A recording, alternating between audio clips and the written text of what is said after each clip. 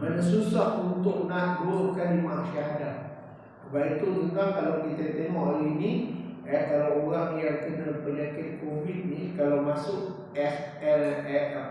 ICU, kalau masuk ICU, kalau dia tidurkan, sebelum ditidurkan doktor pesan mengucap siap-siap. Takut dalam waktu ditidurkan dia meninggal. Ya, dia suruh mengucap siap-siap. Ya, sebab waktu kita sedang. Jadi mana pada ketika itu supaya apa? Mana bila dia tidur, mana dia dah selesai dah, mana mengucap 2 kalimah syahadah. Sebab Nabi SAW sebutkan apa? Man qala la ilaha illallah, barang siapa yang mengucapkan kalimah la ilaha illallah, mana dakhalal jannah, masuk dia dalam syurga. Allah masukkan dia dalam syurga. Kenapa? Akhiran dia dengan kalimah la ilaha illallah. Jadi sebab itu kita kena mana jangan, Nabi kata jangan tinggalkan orang yang dalam keadaan nazar. Orang yang dalam keadaan hidup dia berperang antara mana maut itu tadi, sakaratul maut, mana Nabi kata jangan tinggalkan. Talqinkan, laqinu, ajarkan dia dengan syahadah dan bacakan surah Yasin kepadanya. Itu mengikut hukum fiqh. Kalau sekiranya anak yang ada pada si orang yang nazak nanti tak ada anak perempuan, yang ada anak lelaki, ya, maka pada ketika itu harus kepada anak lelaki itu meninggalkan akan solat Jumaat, ya, demi supaya dapat duduk, menalkinkan ataupun sentiasa membacakan surah Yasin, talqinkan kepada orang mak dia ataupun ayah dia, sampai tahap macam itu. Jadi sebab itu Nabi SAW menyatakan bahawa bacalah kamu akan surah Yasin kepada orang yang nak nazar ataupun orang yang dah mati. Dia dah mati, kita bacakan surah Yasin, maka Allah akan memudahkan urusan dia, memudahkan urusan dia selepas nak mati. Kita pergi ziarah kubur, mana apa yang kita nak baca, surah Yasin, boleh tak? Ada masalah, itu yang mudah. Sebab kita dah biasa dah. Kalau kita tengok di Brunei, dulu saya pergi Brunei, dekat kubur-kubur mereka ni, dia belikan apa, dia letakkan apa ni, perakam kaset, perakam suara, macam lagu sudir, bacaan sudir ke, komedi ke. Jadi setiap dia pasang kat kubur tu siap ada dengan solar sekali, solar. Kemudian setiap waktu petang, mana boleh kata merata atas kubur tu semua ada baca Quran. Tak kira lah baca Quran yang baca surah Yasin yang kira, tapi bukan orang yang baca. Dia rakam, dia gunakan pita, dia letak dekat, tapi benda tu tak besar, tak ada nampak sangat. Tak ada nampak sangat yang ada perakam tu, tapi adalah benda tu setiap lepas subuh dan juga mana sebelum maghrib. Lepas subuh dengan sebelum maghrib boleh dikatakan kubur-kubur dekat sana semua bunyi baca Quran. Kita lah pada waktu petang, waktu maghrib ni, mana kita buka kaset atau buka tape, buka mana CD untuk bacaan Al-Quran. Jadi kat sana bukan dia punya ahli waris yang baca, tapi kaset yang baca ataupun pita yang baca. Jadi mereka yakin. Sebab itu kalau kita tengok mereka ni membudayakan Al-Quran itu, baca Quran itu bukan setakat mana baca kat rumah, bukan setakat baca dekat masjid, bukan dia setakat baca dekat pejabat, bukan setakat baca di pasar-pasar raya. Bahkan mana di tanah perkuburan pun diletakkan kaset untuk baca, diletakkan juga perakam suara untuk baca Al-Quran. Otomatik mana lepas subuh di dalam 10 minit, 15 minit dia akan baca Quran. Lepas tu maka saya pergi dulu, kalau kata program membudayakan Quran di Brunei, kalau program membudayakan Al-Quran, waktu kalau sekiranya waktu pagi tu contoh dalam pukul 8, kalau kita kat sini kita panggil Al-Quran Haul, Quran Haul. Di sana pun ada Quran Haul juga, tapi dia sebut sana program membudayakan Al-Quran. Jadi dia punya program membudayakan Al-Quran waktu dekat dalam pasar raya ke kedai ke, kalau kedai itu Muslim, kalau kedai itu tu semua dah tahu dah, berhenti.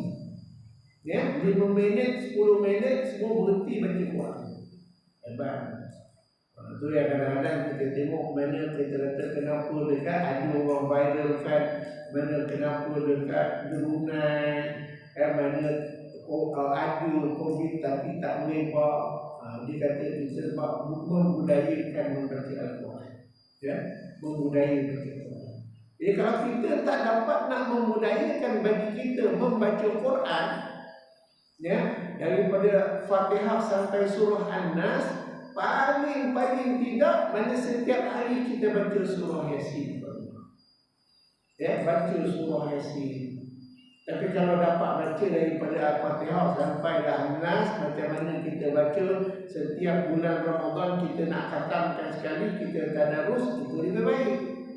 Tapi paling tidak kalau tak boleh pun mana hari-hari dapat kita baca surah Yasin. Kerana lebihnya surah Yasin. Dalam satu hadis Nabi SAW, isnad daripada Ad-Darami, daripada Abu Hurairah radhiyallahu anhu, bahawa Nabi SAW telah bersabda, man qara'a surat Yasin. Nabi SAW bersabda, barang siapa yang membaca surah Yasin fi lailatin, pada waktu malam, mana intiraq wajhullah, mana Allah Subhanahu wa taala yang mana siapa yang baca surah Yasin pada waktu malam, yang mengharapkan kepada wajah Allah Subhanahu wa taala, yang mengharapkan kepada mana senang hati Allah Taala, yang mengharapkan dapat melihat suka hati dengan Allah Subhanahu wa taala, maka Nabi kata ghufira lahu fi tilkal layali, maka akan diampunkan akan dosa dia, diampunkan oleh Allah akan dosa dia fi tilka, mana pada tiap-tiap malam itu. Bayangkan mana. Jadi tak semestinya hari Jumaat. Kita baca Yasin ni tak semestinya hari Jumaat. Jadi Nabi kata siapa yang baca Yasin pada waktu malam, dengan niat, dengan harap untuk mendapatkan kegembiraan Allah Subhanahu wa taala, mengharapkan intiraq ni, mana kita suka hati, senang hati untuk melihat wajah Allah Subhanahu wa taala, mana mengembirakan Allah Subhanahu wa taala. Kita tahu bahawa mana Al-Quran itu adalah merupakan kalam Allah, maka pada ketika itu Allah akan mengampunkan dan kata ghufiralah, diampunkan bagi dia siapa yang membaca surah Yasin itu pada waktu malam fi tilkal layal, pada tiap-tiap malam, mana tiap-tiap malam itu akan dapat keampunan di sisi Allah Subhanahu wa taala. Baik. Kemudian dalam hadis yang lain, mana sunat juga kita baca surah Yasin. Hadis Nabi sallallahu alaihi wasallam an Anas bin Malik radhiyallahu anhu anna Rasulullah sallallahu alaihi wasallam yaqul qala likulli syai'in qalbun wa qalbul Qur'an Yasin wa man qara'aha kataballahu ta'ala lahu biqira'atiha qira'atul Qur'an 10 marat. Ada setengah riwayat kata duna surat Yasin. Wa qala hadis gharib. Ya. Mana dalam isnad Harun Abu Muhammad Syekh Majhul. Ya. Mana Nabi SAW menyatakan bahawa di mana Nabi kata likulli syai'in qalb. Mana setiap daripada sesuatu itu, tiap-tiap sesuatu itu ada hati. Ya, apa sahaja makhluk yang dijadikan Allah Ta'ala itu dia ada hati. Ya, ada hati. Tapi malaikat tak ada lah. Malaikat dia tak ada hati sebab malaikat ni dijadikan daripada cahaya. Ya, sebab malaikat ni beza-beza dengan dia. Hatta iblis, syaitan, jin, manusia, makhluk-makhluk yang lain, binatang-binatang, hatta sekecil-kecil binatang pun ya punya hati. Kalau kita dengar cerita legenda Hang Tuah dulu, mana bila raja nak kahwin dengan puteri Gunung Ledang, dia suruh kata mana puteri Gunung Ledang, suruh cari hati nyamuk. Buah lagi hati nyamuk, tunjuk tempayan hati nyamuk. Mana nak cari nyamuk seorang? Bayangkan. Tapi nak ceritanya sebesar-besar sekecil-kecil binatang tu pun Allah jadikan pada hati-hati. Kenapa? Nabi kata likulli, setiap daripada sesuatu tu Allah jadikan adanya qalb, ada hati. Dan wa qulbul Quran, dan Nabi kata adapun hati bagi Quran itu ialah surah Yasin. Jadi mana Al-Quran itu pun ada hati juga. Ya. Mana kalau kita jarang nak baca Quran, ya mana kita nak baca Quran, mana kita tak ada hati. Tak ada hati kita dengan Quran. Sebab apa? Mana kita tak baca Quran. Jadi nak baca Quran itu mana kita nak hidupkan hati. Hati Quran itu ialah dengan kita membaca surah Yasin. Baca surah Yasin. Nabi sebut bila kita nak baca, tergerak nak baca. Nak baca pagi, nak baca petang, tengah hari, malam, subuh, tengah malam, nak tidur, baca tak ada masalah. Kenapa? Sebab dia adalah qalbul Quran. Ya. Wa man qara'aha, dan barang siapa yang membaca surah Yasin tadi, kataballahu lahu ta'ala, maka menulis kataba, mana Allah akan catatkan, Allah Ta'ala akan catatkan dekat dalam buku catatan amalan. Ada dua buku catatan amalan.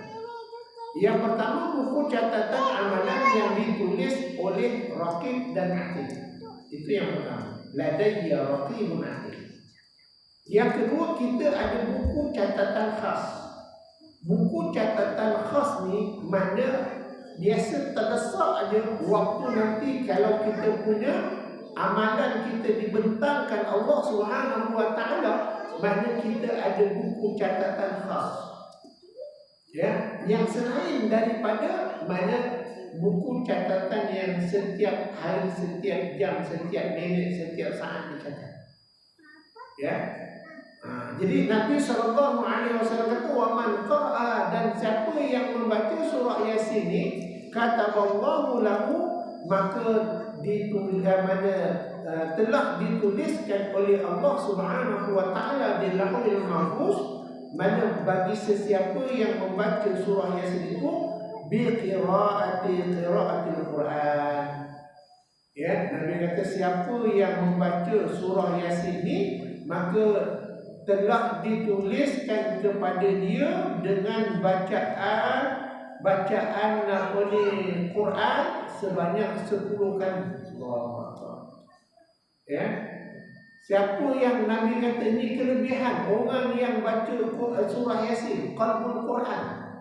Sekali dia baca, mana dengan sekali dia membaca dengan surah Yasin tadi, maka pada ketika itu Allah Subhanahu wa taala catatkan dalam kitab di Lauhil Mahfuz dengan pahala membaca Quran sebanyak 10 kali. Bi qira'atiha qira'atul Quran 10 marrah. Ya, ada setengah riwayat kita duna surah Yasin. Ya, tolak surah Yasin. Sebab surah Yasin dia terang baca. Nah, ini tentang nampak mana kita lihat bagaimana kelebihan. Ya, dalam hadis lain di dalam kitab Nawadirul Usul, di dalam kitab Nawadirul Usul, di mana Sayyidina disebutkan oleh Sayyidina Abu Bakar Aisyah radhiyallahu Sayyidatina Aisyah radhiyallahu anha, ya, mana disebutkan bahawa dalam satu hadis yang lain Nabi SAW menyatakan bahawa siapa yang membaca surah Yasin, wa man qara'a surah Yasin, ya, barang siapa yang membaca surah Yasin, maka Allah akan menunaikan segala hajatnya. Ya. Kemudian barang siapa yang membaca surah Yasin, maka Allah Subhanahu wa taala berikan kepada dia dengan 20 hajat. Mana ni antara disebutkan dalam kitab Nawadirul Usul. Ya, Allah tunaikan kepada dia 20 hajat. Itu yang kita baca surah Yasin, kita hajat ni macam-macam. Ya, ada mana dia punya nas dia daripada para ulama. Ya, kemudian waman sami'a, dan barang siapa yang mendengar, akan bacaan surah Yasin, dia tak dapat nak baca, tak reti nak baca, tapi dia duduk dekat situ, dia dengar sebaca surah Yasin, kana lahu, maka adalah bagi orang yang mendengar itu ka'alfi dinar, mana dia mensedekahkan duit dia sebanyak 1000 dinar di jalan Allah Subhanahu wa taala. Allahu akbar. Ya, duk dengar. Ya, dia tak reti nak baca. Ya, tapi disebabkan usaha dia nak duduk dekat ahli zikr. Ya, dia duduk dalam halaqah ahli zikr, mana ahli orang yang mengingat Allah. Dia duduk dekat dalam ahli orang yang dekat dengan Allah, orang yang beribadah, ahlullah. Kerana ahlul Quran wa ahlullah, ahli Quran itu adalah ahli Allah. Jadi orang yang sedang membaca Quran, tak kiralah surah apa pun yang dia baca, maka dia baca ramai-ramai buat dalam halaqah, mana dia itu semuanya ahlullah. Sedangkan pada ketika itu dia tak boleh baca, tapi dia tak main, dia pegang surah Yasin tu, dia tengok buat-buat nak baca sama-sama, dia tak reti, duk kamit-kamit mulut dah, tak nak bagi main. Orang kata dia dah tua-tua, tak reti baca surah Yasin, malu pula. Maka dia pun buka, dia jeling orang sebelah buka, dia pun buka. Ya, dia tengok orang sebelah buka lagi, dia pun buka. Rupanya dia buka-buka tak lain, tak ada. Orang sebelah ni, orang tua ni dia tiba-tiba Yasin dia tidak. Tapi tak apa, tak ada masalah. Ya, kerana Nabi SAW sendiri sebut, mana barang siapa, mana yang mahir dalam membaca Al-Quran, wa huwa mahirun bihi, mana ma'as-safaratil kiramil bararah, mana pahala dia Allah berikan sama level dengan pahala malaikat Jibril, ma'as-safar. Wallazi yaqra'ul Quran wa yataqatta, barang siapa yang baca Quran sedangkan dia baca dalam keadaan merangkak-rangkak, tapi usaha dia ada. Ambil surah Yasin, dia baca, dia ikut, walaupun dia tak lancar baca, tak ni. Mana tergagak-gagak, terputung-putung, dia kata bismillahirrahmanirrahim. Itu ayat tak dia. Ya, maka Nabi SAW kata falahu ajrani, mana bagi dia Allah Subhanahu wa taala berikan kepada dia 2 pahala. Pahala apa? Yang pertama, pahala dia nak berusaha membaca. Yang kedua, pahala berusaha dia duduk dekat dalam majlis orang yang baca Quran. Jadi sebab itu Nabi SAW kata, siapa yang mendengar duduk dalam halaqah orang yang membaca surah Yasin sedangkan dia tak boleh nak baca surah Yasin, masih lagi dapat pahala seperti mana dia bersedekah dengan sebenar-benar sedekah di jalan Allah sebanyak 1000 dinar. Allah. Ini pahala apa? Ya. Kemudian Nabi SAW kata, "Wa man katabaha wa syarabaha," barang siapa yang menulis akan surah Yasin dan kemudian dia sapu ataupun dia lepas dia tulis tu dekat pinggan dia dengan apa tu, kemudian dia sapukan dengan air ataupun dilalukan air. Mana kemudian pada ketika itu dia minum wa syarabaha adkhalat jawfu alfu dawa, maka Allah Subhanahu wa taala masukkan di dalam rongga setiap daripada rongga-rongga badan dia, iaitu alfu dawa, 1000 jenis ubat. Lepas tu kita tengok tuan-tuan, bila kita baca surah Yasin tu, maknanya buka dia punya tutup air. Jangan tutup. Ya, buka tutup air tu. Kenapa? Setiap huruf yang baca, setiap ayat yang tu dia akan masuk pada molekul lain. Ini telah dibuktikan. Ya, mana seorang profesor Jepun masuk Islam sebab kaji tentang air. Masuk kaji tentang air. Baik ini itu karena Allah Subhanahu wa taala kata wa ja'alna minal ma'i kulla syai'in hayyin. Dan telah kami jadikan mana setiap yang hidup itu adalah punca dia daripada air. Ya. Mana punca daripada air? Dunia kita ni dulu gersang tak ada apa. Bila turun hujan semua. Contoh kita tengok, katalah sawah padi dah kering habis dah. Sampai mereka tiba-tiba turun hujan. Mana datang ikan hawan, mana datang ikan betul, mana datang ikan keli. Ya. Mana Allah semua. Kulla syai'in hayy, dengan sebab air. Jadi sebab itu bila kita baca surah-surah Yasin, baca Quran ke baca apa, mana kalau orang bagi air, buka air. Buka. Kemudian kita minum. Ya. Kita minum. Jangan kita baca, kita bagi orang minum. Rugi kita. Sebab Nabi SAW kata, siapa yang baca ataupun tulis, kemudian dia minum air dia, maka Allah akan masukkan di dalam setiap rongga badan dia itu dengan 1000 ubat. Kemudian tak cukup tu, Nabi kata wa al-qulub, dan Allah masukkan dekat dalam rongga-rongga mana seluruh jiwa dia itu dengan 1000 cahaya, dan wa al-yaqin, dan 1000 keyakinan, wa al-rahmah, wa al-rafah. Allah Akbar. 1000 yakin, 1000 rahmat, 1000 mana kasih sayang, wa al-huda, dan juga mana 1000 hidayah Allah Ta'ala. Itu mana kalau kita nak pergi baca Yasin dekat surau, kalau surau tak sediakan masjid, tak sediakan air, bawa air dari rumah. Tapi kalau boleh jangan bawa air yang dah dijeram. Kerana bila air yang telah dimasak, mana semua molekul air itu akan hilang. Dah tak ada dah. Dia jadi air mati. Kita panggil air mati, air jarang. Untuk tu kata air jarang. Air mati. Ya, sebab apa? Semua molekul air itu dia punya tu dah tak ada dah. Minum tu dia kosong dia. Sebab tu kalau kita beli air yang dekat tepi-tepi jalan tu yang dia tulis RO, air RO tu bermakna air tu memang kosong. Dia tak ada apa? Dia tidak ada neutral.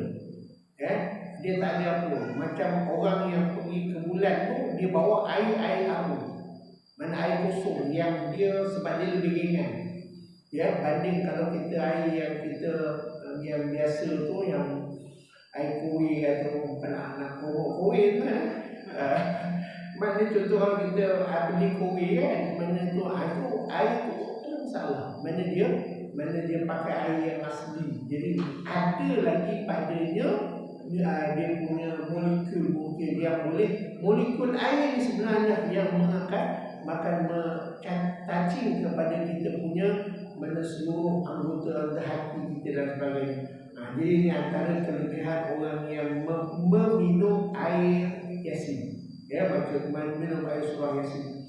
Kemudian katanya lagi, wa naza'a anhu kullu dan Allah Subhanahu wa taala angkatkan kepada dia daripada setiap penyakit, setiap daripada penyakit.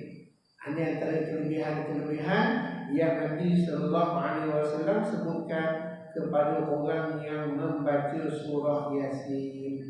Kemudian daripada Ibnu Abbas, qala Ibnu Abbas, man qara'a Yasin, barang siapa yang membaca surah Yasin hina yusbihu, berpagi-pagian, siapa yang baca surah Yasin pada waktu pagi, a'ta yusru yaumahu, maka Allah akan memberikan kemudahan, Allah akan mudahkan segala urusan-urusan dia pada hari itu, hatta yumshi, sehinggalah pada waktu petang.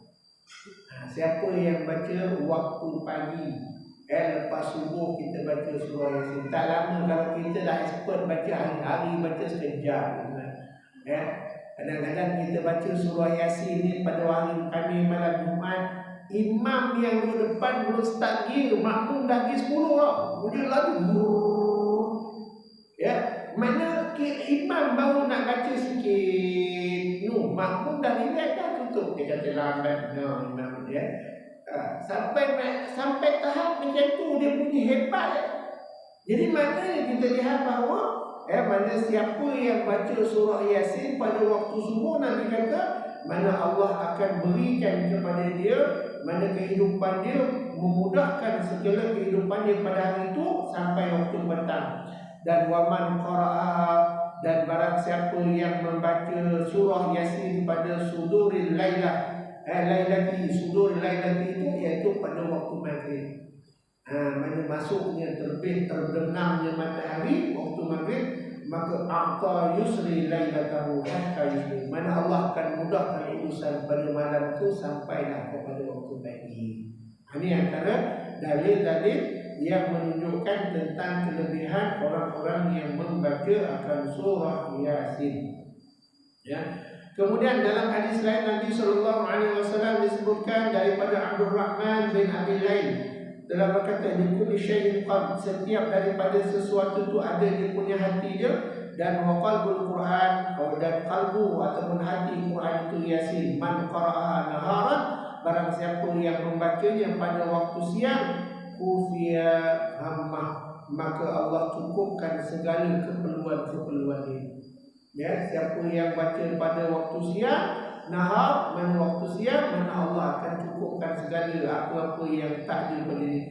Wa man qara'a lailan, barang siapa yang membaca dia pada waktu malam, ghufira dzunubihi, maka akan diampunkan oleh mana Allah Taala akan mana dosa-dosa dia. Hanya antara kelebihan-kelebihannya yang disebutkan oleh Nabi sallallahu alaihi wasallam tentang kelebihan-kelebihan orang yang membaca surah Yasin. Baik, kemudian dan daripada Aisyah radhiyallahu anha anna Rasulullah sallallahu alaihi wasallam yaqul inna fil Quran, sesungguhnya di dalam Quran itu ada surah tashfa'u li qari'iha wa taghfiru li musta'niha ala wa hiya surah Yasin. Daripada Aisyah bersabda bahawa Rasulullah sallallahu alaihi wasallam telah bersabda, daripada Aisyah Rasulullah bersabda, sesungguhnya di dalam Al-Quran itu terdapat sebuah surah yang boleh memberikan syafaat kepada orang yang membacanya dan mengampunkan dosa, dan yang mendengar membacanya ketahuilah iaitu surah Yasin. Jadi ini antara kelebihan-kelebihan yang tercatat dalam hadis Nabi sallallahu alaihi wasallam. Insyaallah nanti kita bincang lagi tentang hadis-hadis Nabi sallallahu alaihi wasallam tentang orang yang baca surah Yasin ini akan mendapat syafaat di sisi Allah Subhanahu wa taala di akhirat kelak. Di dalam kubur dapat syafaat, dan hadis-hadis lain yang menceritakan tentang syafaat orang yang membaca surah Yasin pada hari Jumaat, pada malam Jumaat. Jadi mudah-mudahan mana kita dapat sama-sama untuk menenangkan diri kita dengan membaca Al-Quran, karena Allah Subhanahu wa taala menyatakan ala bi dzikrillah tatma'innul qulub. Tidakkah dengan berzikir kepada Allah, iaitu dengan baca Quran, akan menenangkan hati kita kepada Allah Subhanahu wa taala. Wallahu a'lam. Insya-Allah kita sambung lagi yang akan datang. Kalau mana tak ada besok, mana saya akan bawa bab lain pula, kan, mana tahu lain, kan, mana seminggu kita temukan di Khamis, Isnin, Selasa, Rabu, Khamis, ada sama-sama kalau kita. Okey, mana besok, mana saya akan buat tajuk lain pula, mana ada kitab lain, dan tentang kan kita perlukan buah kita ni dengan hadis ini. Wallahu a'lam.